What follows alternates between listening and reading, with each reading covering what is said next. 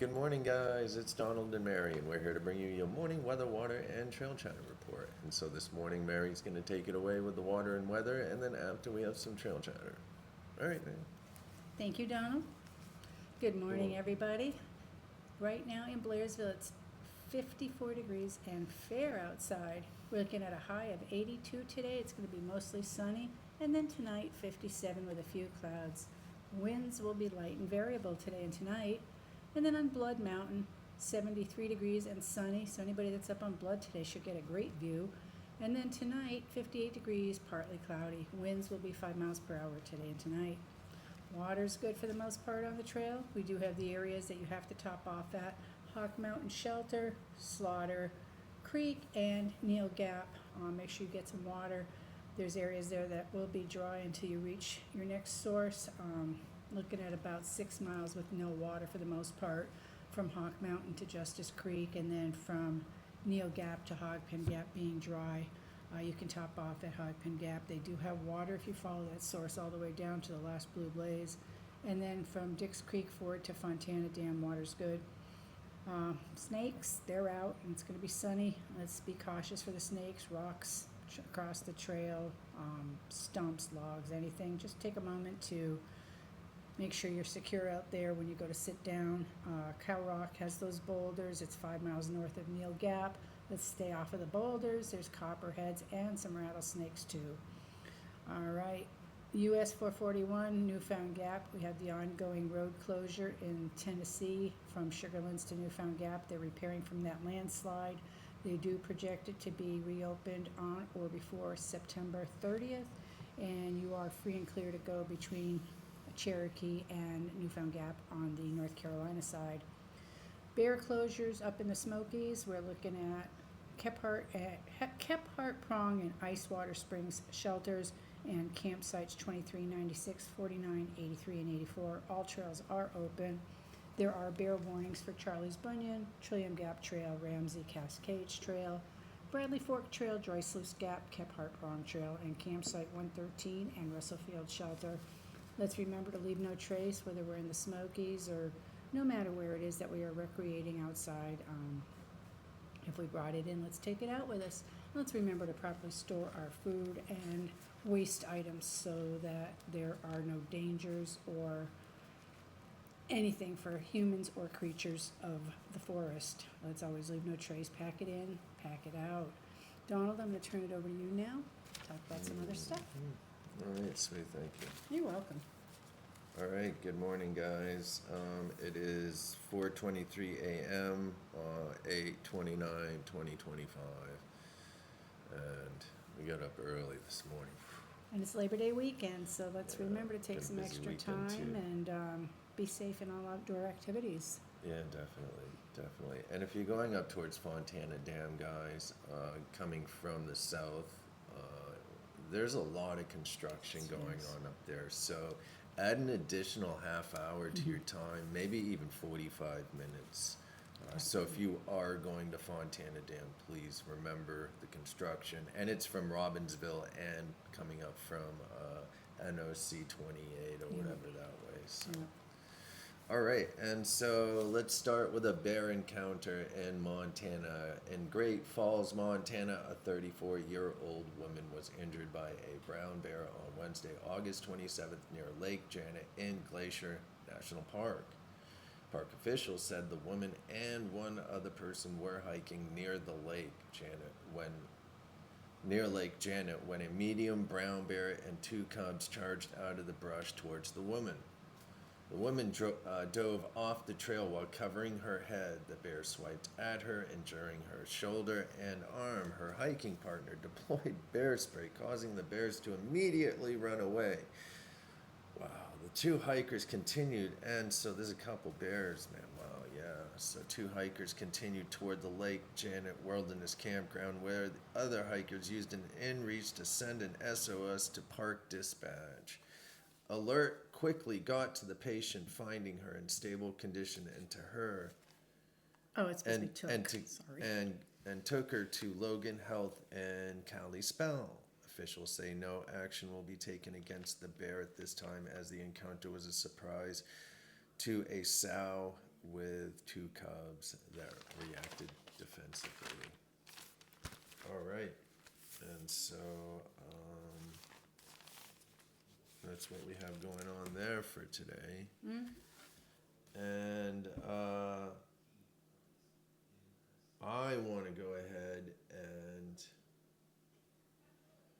we have some really sad, bad, disappointing news about the Minnesota man that was hiking in the Cloud Peak Bighorn Wilderness area in Wyoming. Grant Gardner was his name. I believe he was a 39 or 37-year-old. He was in his late 30s. Went hiking. Cloud Peak, I believe, is right around 13 to 14,000 feet. He reached the summit of Cloud Peak, called his wife or texted his wife, informed her that he had reached the summit, but it was more taxing than he had anticipated. And somewhere along the line on his descent, he never came back down off the mountain. This happened on, I believe, July 29th. He sent the text on August 1st. They sent out search and rescue. They've been searching for him. They actually called the search off for they had a bunch of different people there, man, but they trimmed it down, called a lot of the search and rescue teams that were involved, and the volunteers and the departments of whatever, the SARS people, everyone, the police, National Guard, whoever was out there assisting. They called off the majority of them. And so, but there was a climbing team that was out there looking. They are some professional climbers from a search and rescue climbers from North Carolina. They went up there and they located Grant Gardner. And so let's go ahead and give me one moment. All right, so here's the article, and it's from KSTP Eyewitness News. A Minnesota hiker in Wyoming who had been missing since the beginning of the month has been found dead. Rescue teams had been searching for Grant Gardner since August 1st, when authorities learned he summited Cloud Peak in the Misty Moon Lake area, but hadn't been heard from since. Gardner last contacted his wife to let her know he had made it to the summit. The text message reportedly said the hike had been more taxing than he expected and that he was tired. Last week, the Bighorn County Sheriff's Office said they were calling off the search due to weather conditions and survival odds being unfavorable. In an update on Thursday, the Sheriff's Office said that Gardner was found dead in the Cloud Peak Wilderness. On Tuesday, a professional climbing team from North Carolina was descending on the northern route of the peak. While making camp, the climbers noticed a slight reflection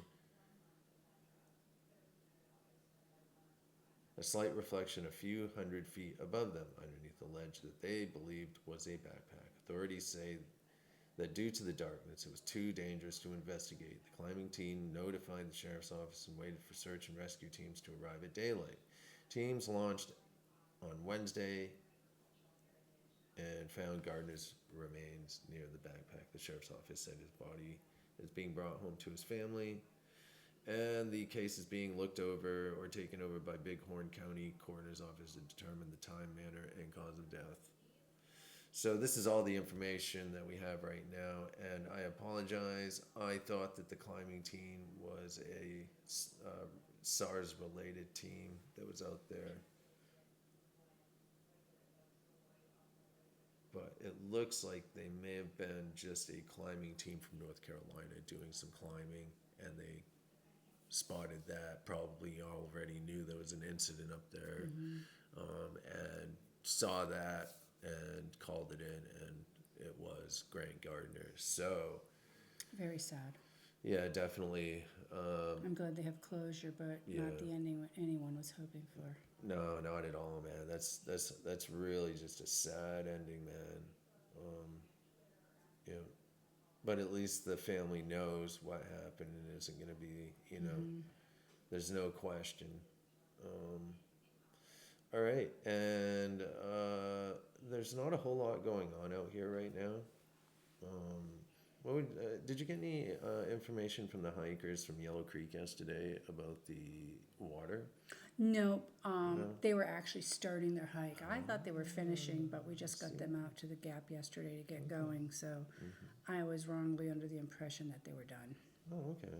And so, do we have any new information up that way for water or anything? No, we don't. I'm going to be at Deep Gap this morning up in North Carolina, so I could go down to check that water source. It was nice when I was up there last week, but we know how it goes when Sure. rain doesn't happen for a day or two.